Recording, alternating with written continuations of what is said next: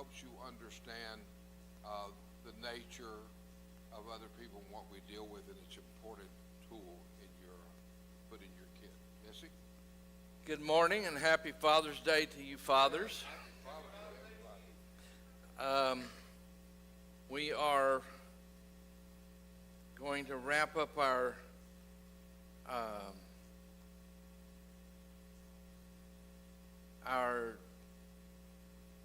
discussion of the temperaments today, and I know I didn't get completed last week, so I just want to warn you note takers, you might have to write in shorthand today because I'm going to try to cover a lot of material in this last lesson here.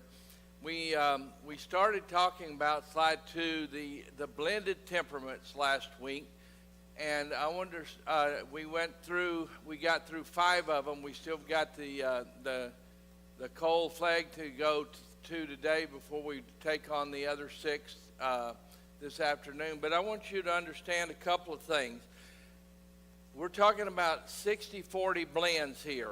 Now, I know that some of us have recognized ourselves, or some family members, or even church members, that may resemble some of the remarks that I've been speaking, but some of us might be an 80-20 blend. We might have more predominance of one than the 60-40 blend would do, but we're just talking about the 60-40s, and maybe you can use this as a guide to determine what your makeup is.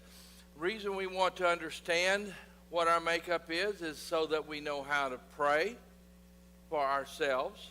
If we recognize family members, we can recognize where they need support, where they need help, where they need somebody to step in and maybe pray for them and intercede for them in prayer. You know, one of the things that we don't talk about a lot anymore is intercessory prayer. Intercessory prayer is simply when you go to God on somebody else's behalf. And there are many times, and I, just like pastors prayed over me and Claudia this morning, going to God on our behalf and asking God for his healing touch.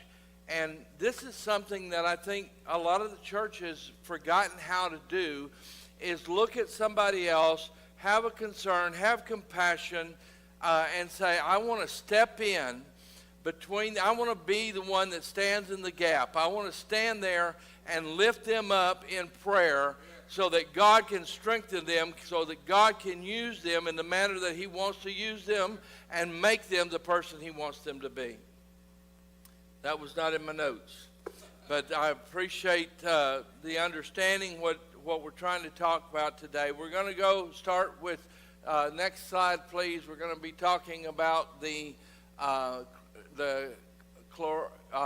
choleric, phlegmatic individual. This is the quietest and most reserved of the choleric blends. Remember, the choleric blend is a very outgoing, extrovert, know-it-all, do-it-all, always on the go and everything else. But with the phlegmatic temperament blended in, it quiets that and subdues that to some extent. These people tend to be very fair but firm, and they are laid back. Even though they can be tough and stubborn at times, they tend to be laid back, and they are the blend of polar opposite temperaments. You've got the choleric, that is the driver, the go-getter. You've got the phlegmatic, that is the lazy, set back, take it easy kind of individual, let the world go on around them, and they're the observers of the world instead of the participants. The choleric is the ones that are trying to do everything they can to keep the world going around and make the world go round. They can be very unemotional, and they, if somebody starts crying around them and boo-hooing around them, they have absolutely no clue how to handle it. It just drives them up a wall. They just, I've been in situations where somebody's crying and it's like, what do we do? How do you handle this, you know? I never will forget the time when Randy and I were both teenagers, and we received a prayer cloth in the mail from the church in Alexandria. The pastor over the church in Alexandria had prayed over a prayer cloth, and it was sent to us to deliver to a lady by the name of Sister Tannehill, and who was dying of cancer. And so we get this in the mail. Mother said, and it's like 6 o'clock at night. And Mother says, okay, Jesse, Randy, you guys go across town. Across town was an hour's drive. And deliver this to Sister Tannehill immediately. So we drive all the way across town, get in the house, offer the prayer cross, only been told that Sister Tannehill had passed just a few minutes before. And everybody was standing around crying, and Randy and I just standing like deer in headlights. We didn't know what to do. And, you know, we bowed our head, and it just was struggle to figure out what to do. And finally, I figured out, we got to get out of here. This is not the place to be right now. So that's the cold flag. They just don't know what to do when something like that happens. They can be very stubborn, and this will show itself in the fact that they will continually carry on calmly without a lot of emotion when somebody's trying to take them and turn them in a different direction. They've got their sights set on something. They've got tunnel vision. They will keep going forward even though they're getting instruction from other people to, you know, turn to the right or turn to the left or do something different. Once they've made up in their mind, they're going to keep going the direction they've set for themselves. The phlegmatic, as I said, is lazy by nature, but when combined with the dominant tendencies of the choleric, they can often achieve more than the other groups because they are not inclined to do the labor themselves. Okay? They're very adept at getting others to do the work. I used to talk about people on the job, and I used to say, I love standing around watching other people work. You know, it's just one of the things construction superintendents like to do, you know. But so their motto, why do the work of 10 when you can get 10 to do the work? Tim LaHaye was talking about, he was doing a seminar in the 60s, and he had a cold flag there, and that was helping him perform the seminar. And they were set up on the certain floor of the hotel. They had the conference room all set up, and Tim had hundreds of his books back there to hand out to this group and this great crowd that was going to show up. And all of a sudden, the hotel came and said, "Hey, we've got to move you to another room. You cannot stay in this room. You've got to go down 2 floors down and go to another conference center." And it's just like a few minutes before the conference was to start. And Tim LaHaye turns to this cold flag guy next to him and said, I need you to take all these books that we've got, these hundreds of books, and I need you to get them moved.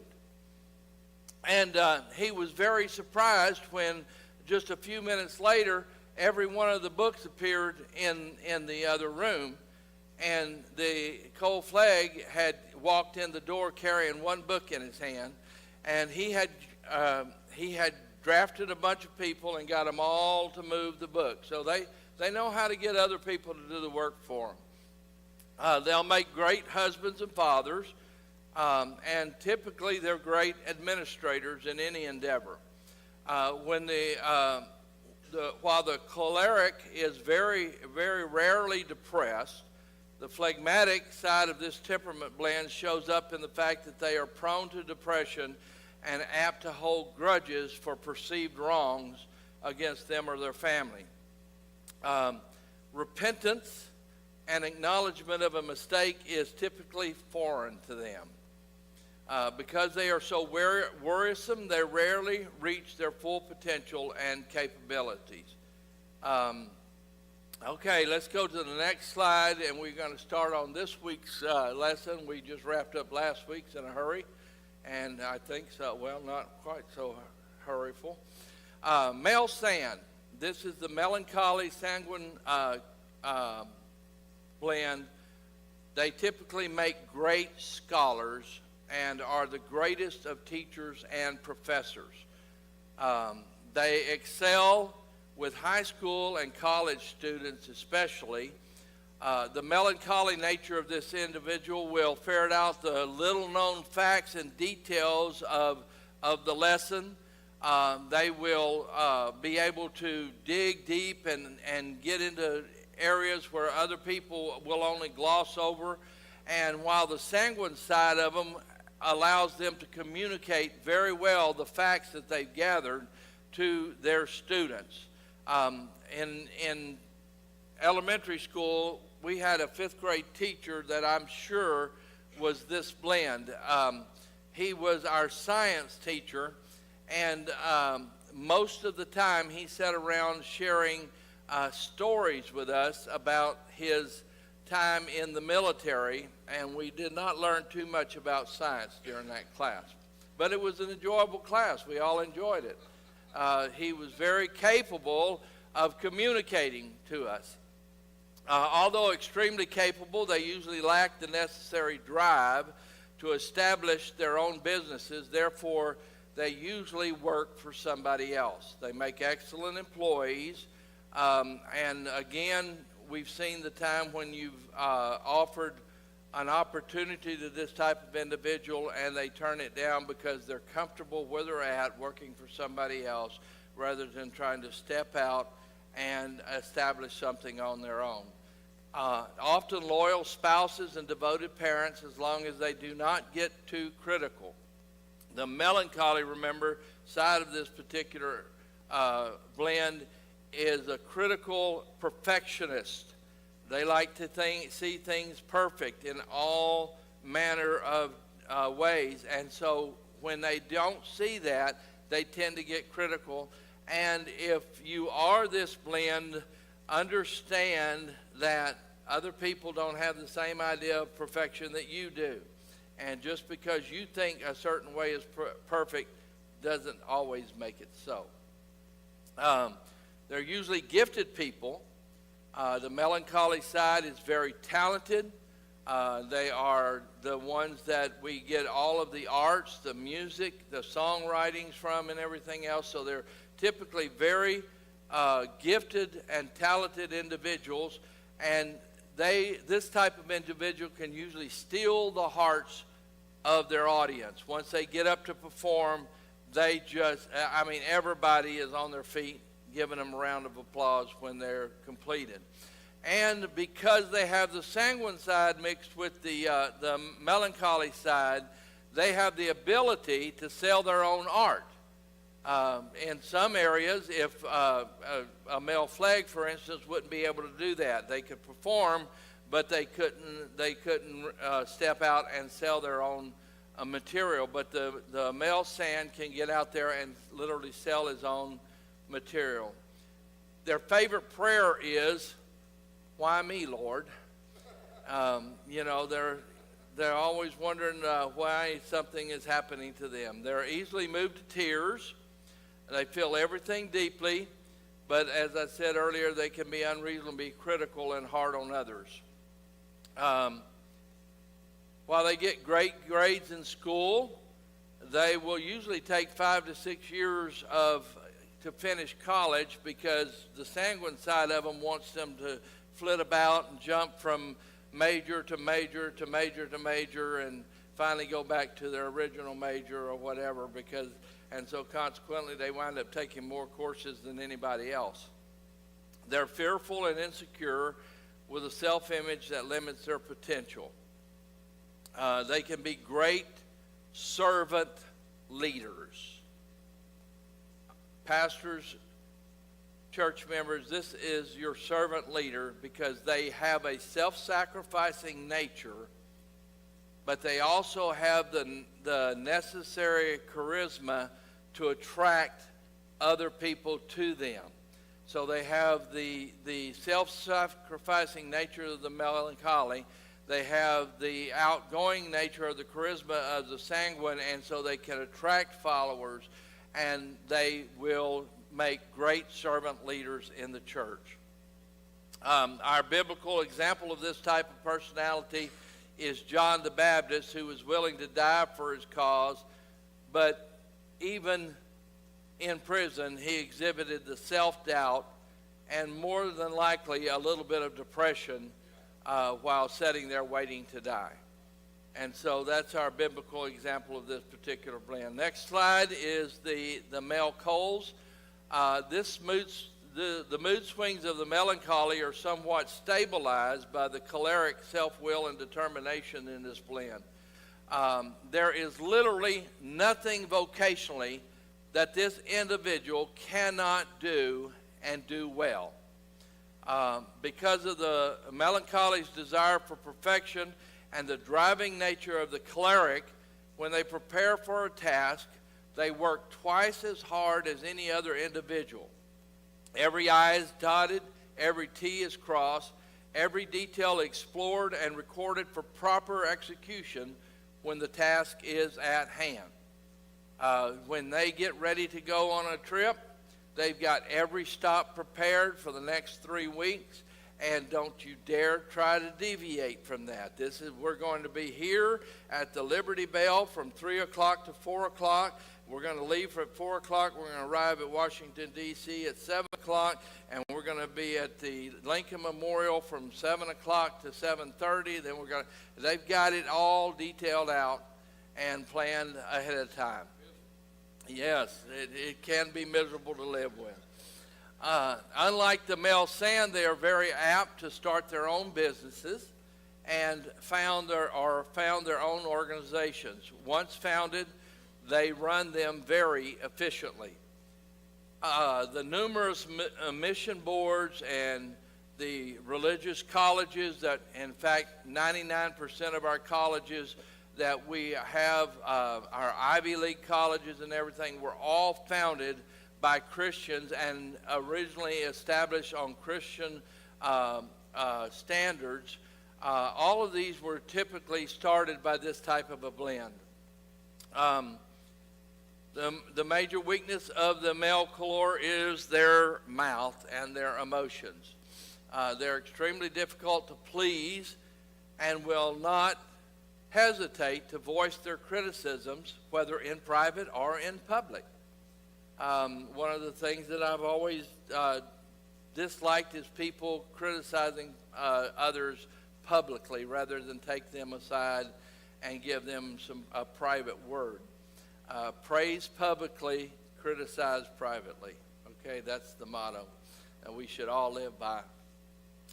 It doesn't matter if they embarrass the individual who did not live up to their expectations. The melancholy and the choleric are two basic temperaments haunted by self-persecution, hostility, and criticism. So if you are this blend, this is where we need to go back to the book of James, study what the tongue can. There's power of life and death in the tongue. And the old saying that little kids used to say, sticks and stones may break my bones, but words will never hurt me. That was a lie. Okay? I want you to understand the tongue can be sharper than any two-edged sword. It can tear people up. Let me share something with you. The word sarcasm, if you go back to the 17th century dictionary, the word sarcasm literally means to tear one's flesh from their bones. So be careful when you're speaking sarcastically to somebody. I know that some people will use sarcasm as humor, and other uses sarcasm to disguise what they really want to say openly to that individual. So watch yourself when you're using sarcasm. It's not uncommon for male Coles to get angry with God and their fellow man. They tend to harbor the memory of wrongdoings towards themselves, and they can become manic depressive to the point of sometimes even becoming sadistic because they dwell upon these thoughts. The melancholy, every blend of the melancholy needs to understand one thing. You need to be renewed in your mind daily because you will continually dwell on negative thoughts if you're not careful. That's why we need to have worship and prayers, as Sister Loy spoke last week. Pray without ceasing. If we continually lift our voices and our hearts and our minds in praise and worship, then it will not allow these negative thoughts to flood our minds and send us over the edge. When confronted with their weaknesses, when their weaknesses are pointed out to them, they will explode. They don't like to be told that they have weaknesses. Their obsessiveness with perfection can make them nitpickers who drive others up a wall. And here's the interesting thing about this particular blend. They do not tend to be favorable company for an extended period of time. They're not the ones you want to go on an extended road trip with, okay? Unless you give them a sleeping pill and put them in the back seat. So, unfortunately, their spouse and children experience this on a daily basis because they will not hesitate to emote their disapproval whenever they are unhappy. One male Cole, as told by the author here, withheld physical intimacy from his wife for months at a time because he was displeased with her cooking, her housekeeping, and her money management. And so they can be very, very cruel in their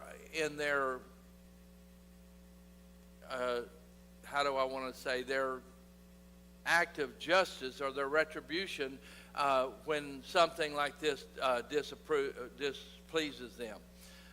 This individual desperately needs the love of God in their heart and needs to be extended that same love by others around them.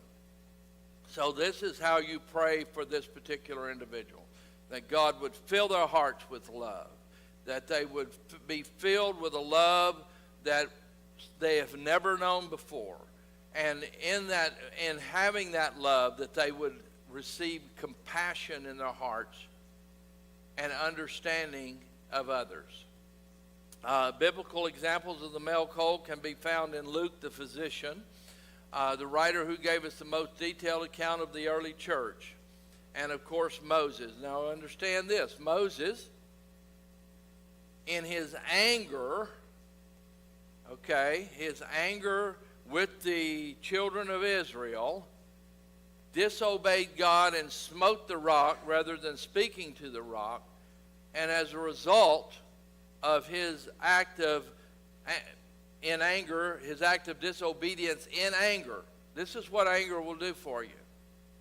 It'll take you down the wrong path.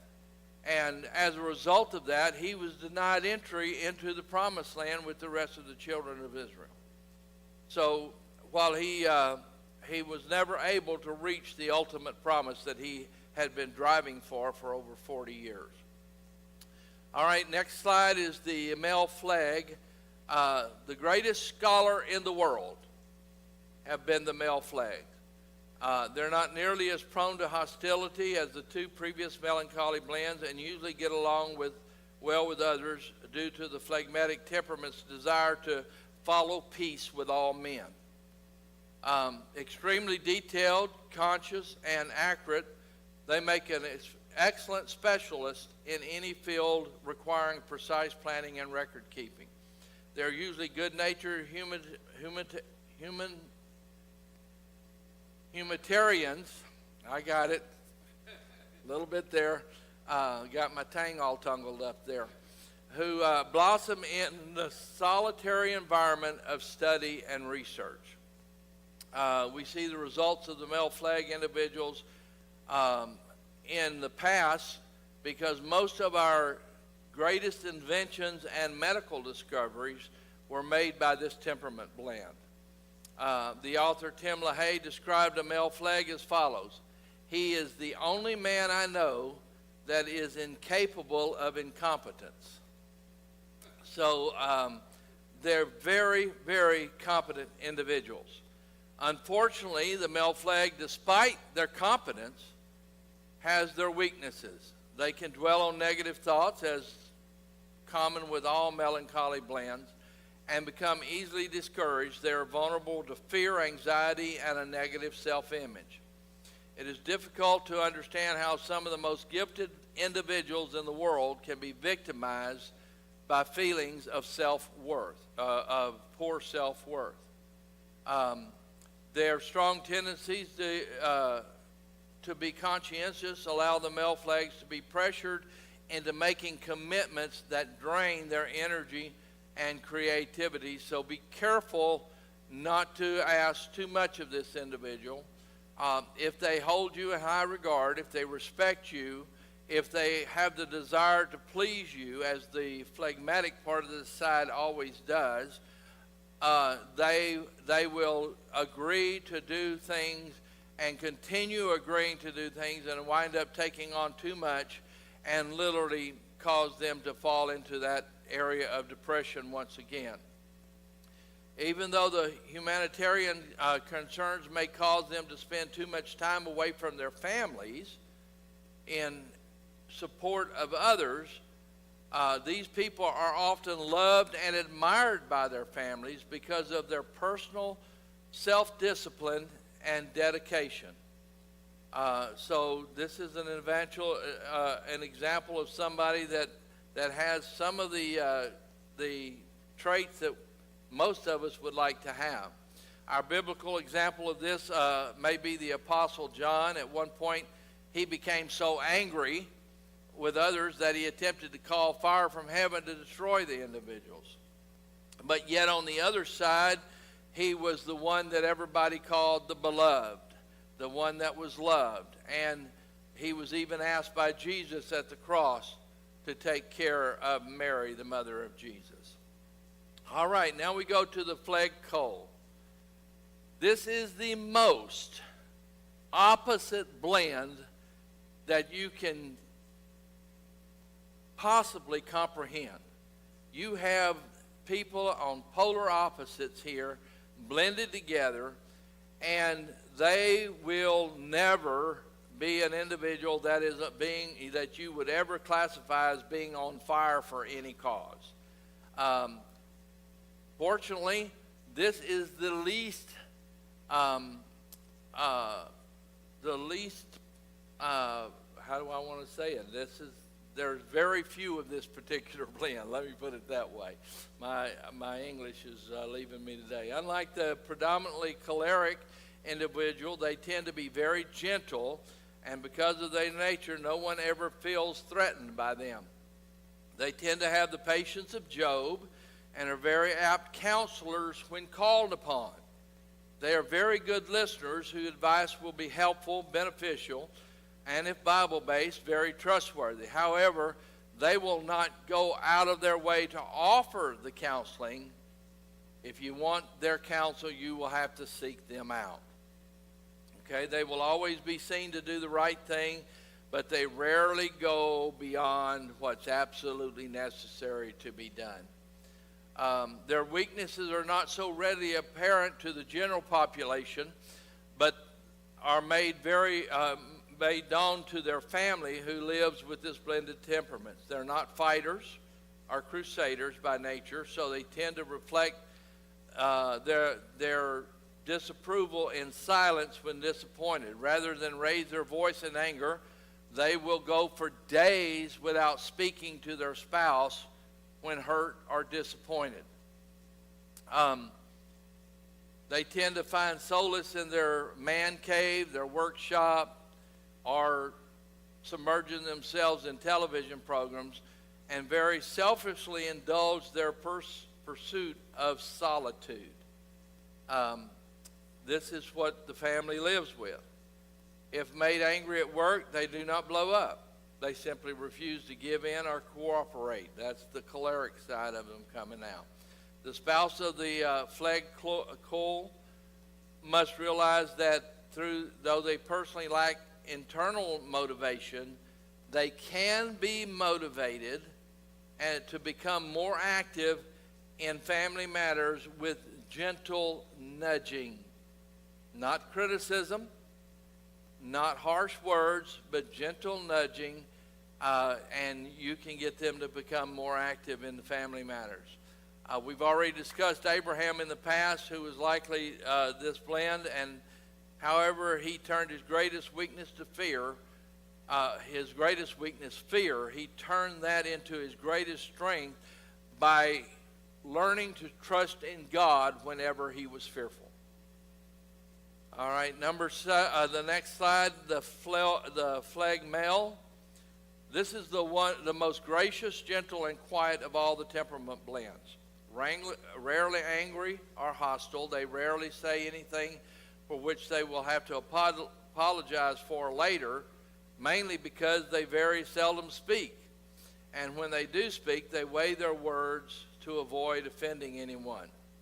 They never embarrass anyone. They dress simply and are dependable and exact. You will not see this blend in a lime green suit with lime green patent leather shoes.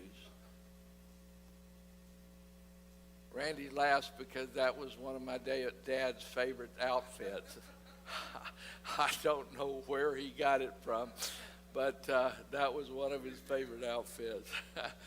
Having a gift for mercy and help, they will respond to the needs of others, although with reservations, as they do not want to be seen as interfering in somebody else's business. They are well organized and neat in their working habits. As a phlegmatic, they are typically handy around the house, and if energy permits, they will keep their homes in good repair. They're excellent at any work that requires a great deal of patience. Think watchmaker. I could not imagine trying to do that for a living. While great spouses and parents never raise their voices or rarely criticize, they tend to allow the pendulum to swing too far to the other side and do not discipline their children nor prepare them for a self-disciplined life. Okay, if this is you, understand that lack of discipline in a child's life, in my mind, is still a form of child abuse, because you're not preparing that child to live the way that they should live. You're allowing them to think that the world is going to be their oyster and they can get away with anything. And so that is, in my mind, a form of child abuse, and we all need to understand that discipline is necessary, especially if you love that child, to discipline them and raise them up in the admonition of the Lord. Because they lack motivation themselves, they do not encourage or push their children to achieve. Other weaknesses that they have are fear, selfishness, and lack of self-esteem. They are obsessed against involvement and will not get involved unless gently encouraged by someone they respect. Barnabas was most likely our phlegmal biblical example. His gentle nature, not wishing to fight with Paul, he simply parted company with Paul, took Mark, his nephew, and left Paul's company so that there would not be some anger between them. And as a result of that, later on we find that Mark is stated to be very profitable to Paul's ministry because Barnabas stepped in and was the peacemaker in this situation. I am out of time. I'm sorry I didn't get to the last one, but God bless each and every one of you. Remember, pray ye one for another. Lift each other up in prayer. Intercede. Stand in the gap. Stand strong. And let God take and transform your hearts and your minds through the Holy Spirit. God bless you.